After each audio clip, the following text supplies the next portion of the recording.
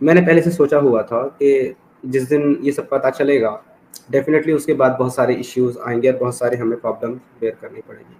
लेकिन अब ये सब होने के बाद, अब जब आज ज़िंदगी के इस मोड़ पे बिल्कुल अकेला खड़ा हूँ, तन्हा, और इधर से उधर भटक रहा हूँ कि एक छोटा-सा अपना कहीं ठिकाना और घर बनाऊँ। तो इस कंडीशन में आज ये सोचता हूँ कि अब जितनी भी ज़िंदगी है वो सारी इस मोमेंट के नाम करूँ, इंसानियत के काम के नाम करूँ, और इसी के साथ जो है ज़िंदगी चलते-चलते एक दिन अपने अंजाम तक पहुँचे। बॉडी ऑलरेडी मैं अपनी डोनेट कर चुका हूँ मेडिकल कॉलेज को, कि मेरे ऑर्गन्स जो हैं वो नीडेड पीपल को फ्री ऑफ कॉस्ट दे दिए जाएँ, और जो मेरी बॉडी है बाकी वो मेडिकल स्टूडेंट के एक्सपेरिमेंट के लिए रखी जाए, उसके बाद जो चाहे वो किया जाए। हम वाक और अभिव्यक्ति की स्वतंत्रता के बारे में भारतीय संविधान के अनुच्छेद 19 से पुरजोर समर्थन करते हैं। उदाहरणों, छवियों और संदर्भों सहित यह वीडियो केवल मनोरंजन, सूचना और शैक्षिक उद्देश्यों के लिए प्रदान किया गया है और चैनल किसी भी अवैध गतिविधियों को बढ़ावा या प्रोत्साहित नहीं करता है। हमारा मकसद केवल समाज जागरूक करना है। जय हिंद दोस्तों, बहुत तकलीफ होती है जब किसी को ये पता चलता है कि जिसको वो अब तक खाल के कायनात समझ रहा था, जिस शख्स को रसूल मान रहा था, जिस किताब को हिदायत की किताब मान रहा था, वो सब झूठा और फरेब निकले। और फिर उसे छोड़कर एक नई राह तलाशना कोई आसान काम नहीं है। एक सच्चा और जिगर वाला इंसान ही ऐसा कर सकता है। एक नौजवान जिसकी जिंदगी के सुनहरे पलों की शुरुआत ही हुई थी, उसने इस्लामिक कल्ट को छोड़कर बगावत का ऐलान कर दिया। ये नौजवान अपना चेहरा दिखाकर इस्लामिक कल्ट की वो पोल पट्टी खोलने लगा जिसे इस्लामिक कल्ट को मानने वाले लोगों ने सारी दुनिया से छिपाने की कोशिश की। ये नौजवान छाती ठोंक कर खुद को मुर्दत कहने लगा। घर वाले खिलाफ हो गए, बीवी बच्चे बिछड़ गए, रिश्तेदारों ने भी जान लेने की धमकी दी, घर बार सब छूट गया, एक एक पैसे को मोहताज होना पड़ा। इस बीच कुछ लोग भी मिले जिन्होंने मदद भी की। हर हालात से लड़ते हुए इस नौजवान ने एक्स मुस्लिम मूवमेंट में एक नई लहर ला दी। बीच बीच में कुछ एलिगेशन भी लगे, जो कि स्वाभाविक बात है। जब कोई बदलाव लाने की कोशिश करता है तो कुछ न कुछ मुसीबतें आती ही रहती हैं। ये नौजवान इंसानियत से भरा दिल रखता है। ये हंसता है, गाता है और कभी कभी आंखों में आंसू भी ले आता है, पर सच्चाई को लेकर ऐसा दहाड़ता है जिसकी दहाड़ से अच्छे अच्छे मौलाना मुफ्तियों का पैजामा गीला हो जाता है। जी हाँ, मैं एक्स मुस्लिम समीर की बात कर रहा हूँ। आइए सुनते हैं एक्स मुस्लिम समीर की कहानी खुद उनकी जुबानी। इस वीडियो का क्रेडिट अंबर जैदी बहन को जाता है। तो आइए शुरू करते हैं। अच्छा, समीर, ये बताइए कि आप खुद को एक्स मुस्लिम क्यों कहते हैं? किस तरह और क्यों आप इस्लाम से बाहर आए? ये मैं आपसे जानना चाहती हूँ। जैसा कि कोई इस्लाम का जो फॉलोवर होता है उसको मुस्लिम कहते हैं, उसी तरीके से अगर आप पहले मुस्लिम थे और आपने फिर इस्लाम को फॉलो करना बंद कर दिया और आप छोड़ चुके हैं उसको, तो आप इस्लाम से बाहर हो गए हैं। पहले मुस्लिम थे तो अब नहीं रहे, इसलिए हम एक्स मुस्लिम यूज़ करते आपने इस्लाम ये तो आपने बता दिया कि आप खुद को एक्स मुस्लिम क्यों कहते हैं। अब मैं आपसे ये जी। जानना चाहती हूँ कि आपने इस्लाम क्यों छोड़ा? काफ़ी सारे रीज़न थे मेरे इस्लाम छोड़ने के ना। सबसे पहले तो मेन रीज़न जो है वो ये है कि इस्लाम जो है वो दुनिया को 2 हिस्सों में बाँटता है। एक बिलीवर्स और एक नॉन बिलीवर्स, एक मुस्लिम, एक नॉन मुस्लिम। और साथ ही साथ ये दावा भी करता है कि अल्लाह जो है वो खालिक कायनात है, उसने तमाम कायनात को बनाया है और तमाम का जो है मालिक वही है और उसी की मर्ज़ी से सब कुछ होता है। तो जब तमाम जो है खल्क को उसी ने खल्कियत किया है और सबका मालिक वही है और उसकी मर्ज़ी के बिना कुछ नहीं होता, उसकी मर्ज़ी से ही सब बने हैं। तो ज़ाहिर बात है जो मुस्लिम्स हैं वो उसी की मर्ज़ी से मुसलमान हुए और जो नॉन मुस्लिम है वो उसी की मर्ज़ी से नॉन मुस्लिम पैदा हुए। तो इसके बाद जो है उसने एक किताब उतारी और उस किताब के अंदर कहता है कि जो मुसलमान हैं, जो मुझे इस तरीके से मानने वाले हैं और मेरे नबी को मानने वाले हैं, वो सच्चे हैं और सही हैं और उनको चाहिए कि वो जंग करें उन लोगों से जो नॉन मुस्लिम हैं और जो मुझ पर और मेरे नबी पर ईमान नहीं रखते। उनके साथ जंग करें और अगर वो इस्लाम ले आए तो छोड़ दें या वो जिज़िया दें, इस बात का टैक्स दें वो, यानी कि साथ इस बात का हफ़्ता दें कि वो अल्लाह के सिवा किसी और को मानते हैं, पूजते हैं, उसमें बिलीव रखते हैं और अगर वो तब भी ना तो वो टैक्स दें, ना वो ईमान लाएँ, तो उनको कत्ल कर दिया जाए और उनकी जो घर की वुमन है, माँ, बहनें, बेटियाँ, बच्चियाँ, उनको जो है गुलाम बनाया जाए, स्लेव बनाया जाए और इतने से ही बस नहीं होता, उसके बाद उनको मार्केट में बेचा भी जाए। तो एक अल्लाह जिसने सारी खल्कियत को बनाया, सारी जो है दुनिया को उसने बनाया है, वो अपने कुछ लोगों से, एक कम्युनिटी से ये कह रहा है कि बाकी कम्युनिटी के साथ तुमने ये बर्ताव करना है तो ज़ाहिरी तौर पर या तो वो सारी जो है कायनात का खालिक नहीं है, या तो फिर वो उसने सबको नहीं बनाया, या तो फिर ये किताब उसकी नहीं है। अच्छा समीर, ये जो आपके सवाल रहे इनको लेकर कभी आपने किसी जो उलमा या मौलाना हजरात होते हैं उन तक आप कभी अपने सवाल को लेके गए, किसी से आपको सेटिस्फैक्टरी आंसर मिला कि अगर मुझे ये सारी चीजें मेरे सामने आई हैं तो इनकी इसको लेकर सही राह या सही जवाब क्या है? मैं अपने बचपन से एक नॉर्मल बच्चे की तरह जो है पला बढ़ा, और मैंने कभी इस्लामी तालीमात को हासिल नहीं किया। ना मैं किसी मदरसे में गया था, ना मैं मस्जिद में गया था, ना मुझे इसका कोई इल्म था। लेकिन 7th या 8th क्लास में जब मैं पढ़ रहा था तो तबलीगी जमात के साथ जुड़ा और इस्लाम को जानने समझने का मौका मिला। पहले तो इस्लाम बड़ा अच्छा लगता था, जिस तरीके से तबलीग किया जाता है, अमन का मज़हब बताया जाता है, भाईचारा बताया जाता है, एक खुदा की तरफ बुलाने की तबलीग की जाती है, जन्नत और जहन्नम का तज़किरा होता है, 72 हूरों का तज़किरा होता है, तो बड़ी अच्छी लगती हैं ये सब चीज़ें। इनको पढ़ते इसके अंदर लगने के बाद एक जुनून पैदा हो गया कि दीन को इतनी गहराई के साथ जानना है ताकि तमाम दुनिया के अंदर जो है चल फिर करके दीन की हम मेहनत करें, दीन की दावत दें, लोगों को इस्लाम में दाखिल करें। जो मुसलमान हैं उनको पक्के सच्चे जो है दीन को मानने वाले बनाने के लिए कोशिश करें, और जो नॉन मुस्लिम्स हैं उनको इस्लाम में दाखिल कराएं। तो इसके लिए ये इरादा कर लिया था कि एक बहुत बड़े लेवल पे काम करना है तबलीगी जमात का, ताकि अल्लाह के दीन की तबलीग कर सकूं। तो इसके लिए इल्म चाहिए था, इल्म हासिल करना था। उसके लिए सबसे पहले जो है कुरान पढ़ना सीखा, फिर उर्दू पढ़ना सीखा, उसके बाद ट्रांसलेशन पढ़ी, फिर तफसीर पढ़ी, फिर डीपली और बहुत सारी किताबें जैसे कि फ़ज़ाइल अमाल, हिकायत सहाबा, सीरतुल अंबिया, फिर सीरा की किताबें पढ़ी, तफसीर इब्न कसीर पढ़ी, उसके अलावा तफसीर इब्न इसाक पढ़ी। तो जिस वक्त तफसीर इब्न इसाक पढ़ रहा था वहाँ से कॉन्ट्रडिक्शन आने शुरू हो गए, ये सारे सवालात पैदा होने शुरू हो गए मोहम्मद साहब की ज़िंदगी को पढ़कर। तो तबलीगी जमात से जुड़ा हुआ था और हमको बचपन से यही सिखाया जाता है कि अगर तुमको दीन के बारे में कुछ मालूमात चाहिए, कुछ जानकारी चाहिए, तो अपने उलमा से पूछो, अपने आलिमों से पूछो। तो जैसे ही कोई सवाल आता था तो मैं अपने उलमा के पास जाता था। इवन हमारी जो जमात चल रही थी, पहली 4 मंथ जब मैं लगा रहा था, 4 महीने का एक सेक्ट होता है तबलीगी जमात में, 4 महीने के लिए जाते हैं लोग।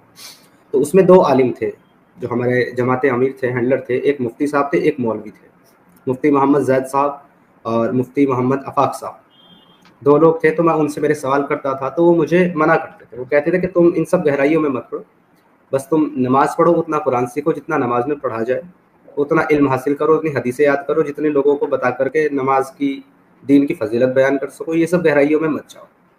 लेकिन मैं नहीं रुका, मैं सवाल पूछता रहा। उसके बाद भी काफ़ी सारे सवाल मेरे सामने आए। तो इस कड़ी में जहाँ तक मुझे याद है कि शायद मैं सैकड़ों मुफ्तियों के पास गया हूँ मेरे सवाल लेकर, क्योंकि वो तड़प अंदर से आती थी कि नहीं, मेरे समझने में प्रॉब्लम है, मुझे दीन समझ में नहीं आ रहा, दीन गलत नहीं हो सकता, मोहम्मद रसूलुल्लाह गलत नहीं कर सकते, कुरान गलत हुक्म नहीं दे सकता, जरूर मेरी समझ में नहीं कोई चीज़ आ रही है जो मुझे समझ नहीं है। लेकिन जितने भी लोगों के पास गया, कुछ ने तो जवाब ही नहीं दिया, कहा कि तुम काफिर हो जाओगे, तुम गुमराह हो जाओगे, इन सब चीज़ों में मत पढ़ो।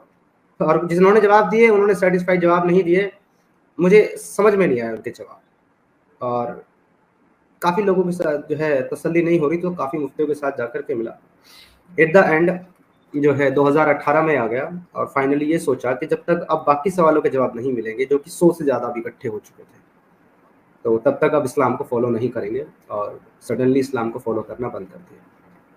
ओके। अच्छा, आपने जब आपका ये जो आपने डिसीजन लिया इस्लाम छोड़ने का, उसके बाद परिवार वालों की का क्या रिएक्शन था? क्या वो आपकी इस आइडेंटिटी को, इस आपके इस डिसीजन को एक्सेप्ट कर पाए?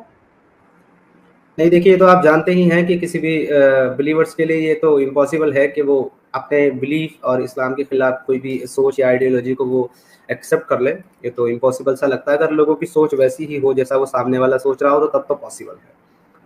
तो मेरे साथ भी ऐसा ही कुछ था, बट मेरी फैमिली बिल्कुल भी कट्टर नहीं है, एकदम सीधे साधे रैशनलिस्ट ह्यूमनिस्ट टाइप के लोग हैं पूरी फैमिली में, इस मुस्लिम होने के बाद भी।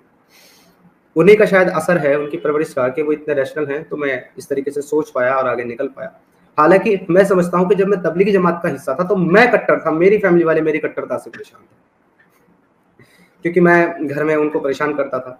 जो नमाज नहीं पढ़ता था उसको परेशान करता था, नमाज क्यों नहीं पढ़ते हो, अजान हो रही है टीवी देख रहे हो, 2 बार टीवी उठा के फोड़ दी, एक बार भाई का मोबाइल तोड़ दिया, ये सब क्या करते हो, ये गुनाह है। कोई घर में आया उसने सलाम नहीं किया तो उसके साथ झगड़ा चालू, घर में आया वो सलाम नहीं किया है, शैतान तुम्हारे साथ दाखिल होगा। तो मैं बहुत ज़्यादा कट्टर था, मेरी फैमिली एकदम शुरू से नॉर्मल रैशनलिस्ट रही।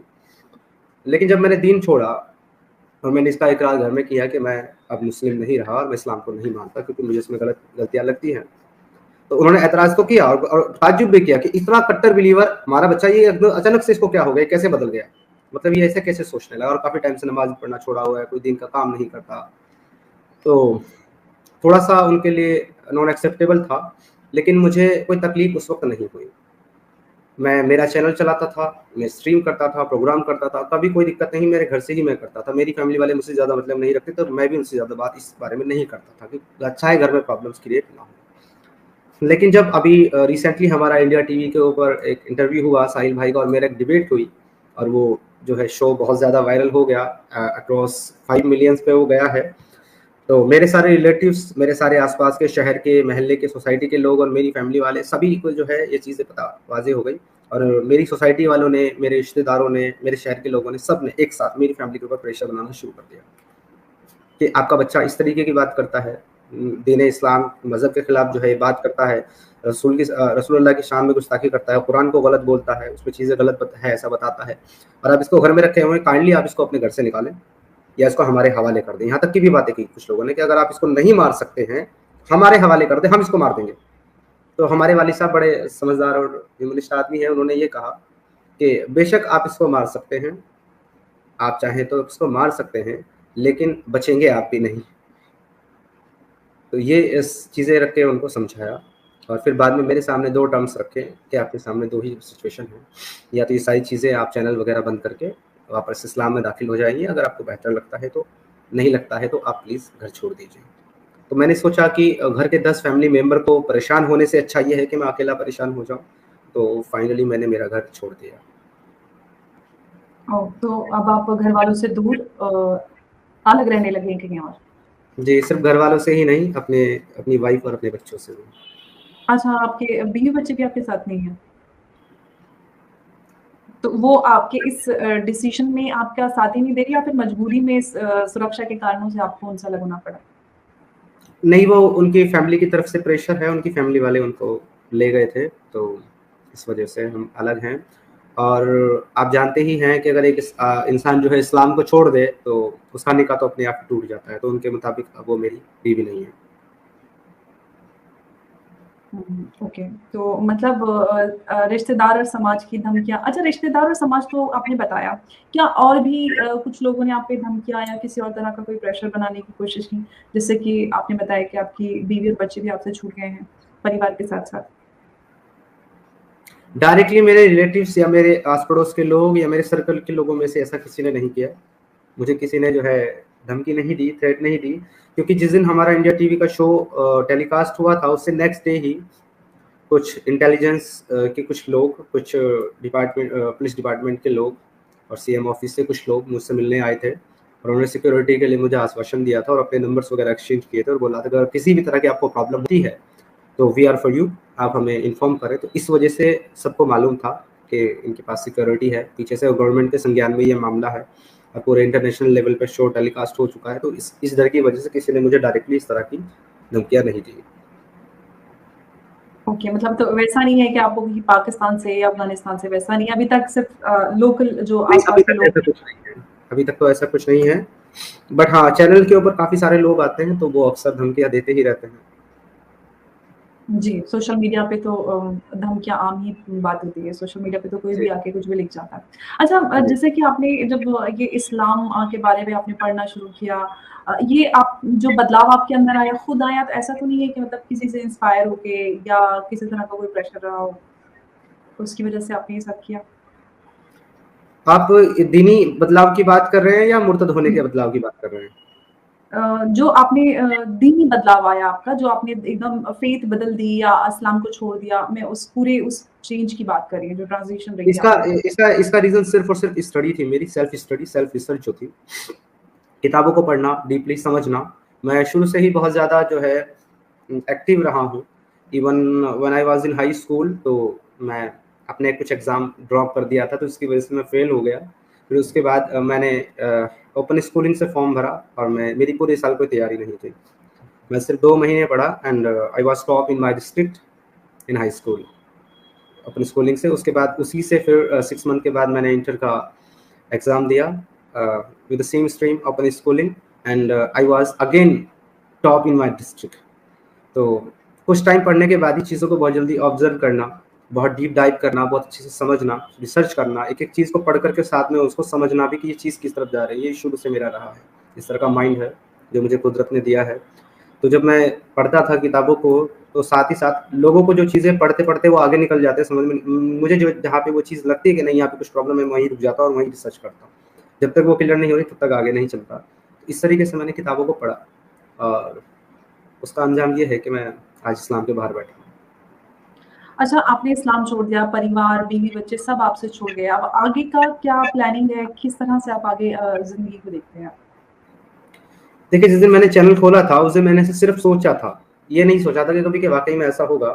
मुझे पता था कि जिस दिन ये चीज़, अब ये ज़्यादा दिन तक तो छिपेगी नहीं क्योंकि हम चैनल चला रहे हैं, सोशल मीडिया है, किसी न किसी तक किसी तरीके से तो पहुँचता ही है। तो ज़ाहिर-सी बात है हमारे सारे रिलेटिव्स तक ये और सब आस-पास में सब जगह पहुँचेगा। इतना तो यकीन था, बट इतनी जल्दी ये सब होगा ये आइडिया नहीं था, and I was not prepared for that actually. मैं मतलब प्रॉपर्ली तैयार नहीं था इसके लिए, बहुत जल्दी में सब कुछ हुआ। लेकिन इतना मुझे पता था कि एक मेरे सामने एक ऐसा रास्ता आने वाला है, एक ऐसा मोड़ आने वाला है जहाँ से मुझे एक रास्ता लेना पड़ेगा, दो में से। या तो मेरी फैमिली, मेरा परिवार, ये सब, या तो फिर इन सब से अलग होकर के अकेले अपना रास्ता बनाना पड़ेगा। लेकिन उम्मीद ये थी कि इस सफ़र में मैं अपनी वाइफ़ को जो है कन्विंस कर लूँगा और वो मेरे साथ एक हम लोग मिलकर के नई दुनिया बसाएँगे। हालाँकि वो बहुत ज़्यादा अच्छी हैं, बहुत मेरी केयर भी करती थी, मेरा साथ भी बहुत सपोर्ट करती थी। हालाँकि उसे इन सब चीज़ों के बारे में बेचारी को नहीं पता था, मुस्लिम मूवमेंट्स वगैरह के बारे में ज़्यादा डीपली नहीं पता था। हाँ, इतना पता था कि मेरा बिलीव क्या है। लेकिन हुआ ये कि उसकी फैमिली वाले उसको ले गए और हम ना चाहते हुए भी मुझसे अलग हो गई, मजबूर हो गई अपनी फैमिली के सामने। उनकी फैमिली ने उनको थोड़ा-सा इस तरीके से इमोशनली उनको इस तरीके से वो किया कि अगर उनके साथ जाओगे तो तुम्हारी बेटी है, उसकी शादी कहाँ करोगी? तुम्हारा बेटा है, उसकी शादी कहाँ करोगी? मुस्लिम तो कोई करेगा नहीं क्योंकि उसका फ़ेथ इस तरीके का है एंड ऑल, तो इस तरीके से उनको डाइवर्ट कर दिया। तो मैंने पहले से सोचा हुआ था कि जिस दिन ये सब पता चलेगा, डेफ़िनेटली उसके बाद बहुत सारे इश्यूज़ आएँगे और बहुत सारे हमें प्रॉब्लम बेयर करनी पड़ेगी। लेकिन अब ये सब होने के बाद, अब जब आज ज़िंदगी के इस मोड़ पे बिल्कुल अकेला खड़ा हूँ, तन्हा, और इधर से उधर भटक रहा हूँ कि एक छोटा-सा अपना कहीं ठिकाना और घर बनाऊँ। तो इस कंडीशन में आज ये सोचता हूँ कि अब जितनी भी ज़िंदगी है वो सारी इस मोमेंट के नाम करूँ, इंसानियत के काम के नाम करूँ, और इसी के साथ जो है ज़िंदगी चलते-चलते एक दिन अपने अंजाम तक पहुँचे।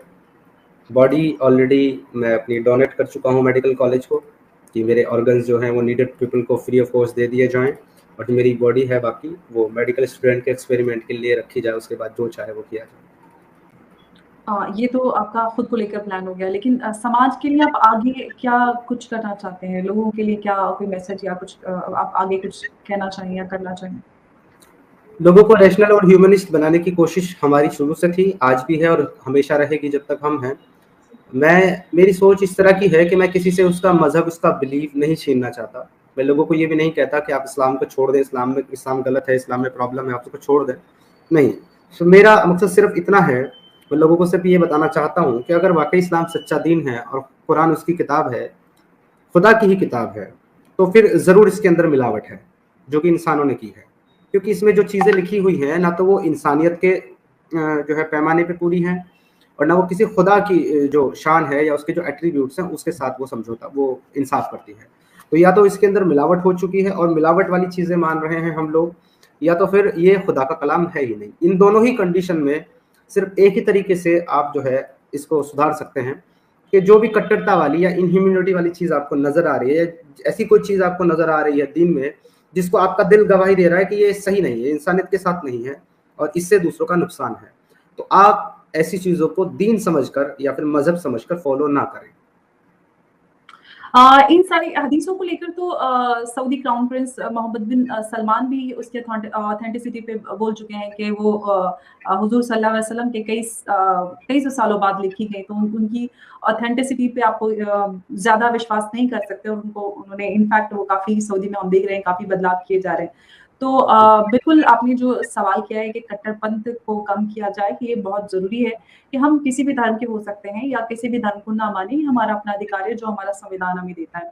लेकिन मानवता जो है वो सबके लिए सबसे अहम होनी चाहिए, जो कि एक मूल मकसद कहते हैं कि हर धर्म का होता है कि हम मानवता को सर्वोपरि रखें और एक इंसान को, एक आदमी को, एक उसको बेहतर इंसान बनाने के लिए धर्म आता है। लेकिन आज के समय में हम देख रहे हैं कि हम धर्म को इतना ज़्यादा मानते हैं और इतना ज़्यादा सर पे चढ़ा लेते हैं कि हम कट्टरपंथी बनते जा रहे हैं। और हमारे सामने हमारे देश में ज्ञान वापी का मामला भी है, उसको लेकर काफ़ी हंगामेबाज़ियाँ भी हो रही हैं दोनों ही पक्षों की तरफ से। तो इन सारी चीज़ों से हम जितना बच सकते हैं एक बेहतर देश बनाने के लिए, उसके लिए बहुत ज़रूरी है। बहुत-बहुत शुक्रिया समीर आपका, अपनी चर्चा में बहुत अपनी बातें साझा की और अपना टाइम दिया, उसके लिए बहुत-बहुत शुक्रिया। नमस्कार, जय हिंद। जी नमस्कार, जय हिंद। तो देखा दोस्तों, यही है असली इस्लाम। आपने अभी तक हमारे चैनल को सब्सक्राइब नहीं किया है तो प्लीज़ कर लें, साथ में बेल बटन भी दबा दें, जिससे हमारी आने वाली वीडियो लगातार आप तक पहुंचती रहे। हम आगे भी इसी तरह इस्लामिक कल्ट को आपके सामने पेश करते रहेंगे। वीडियो अच्छा लगा हो तो लाइक, शेयर और कमेंट जरूर करें। इस्लामिक कल्ट से बचें, अपना ख्याल रखें। जय हिंद, वंदे मातरम।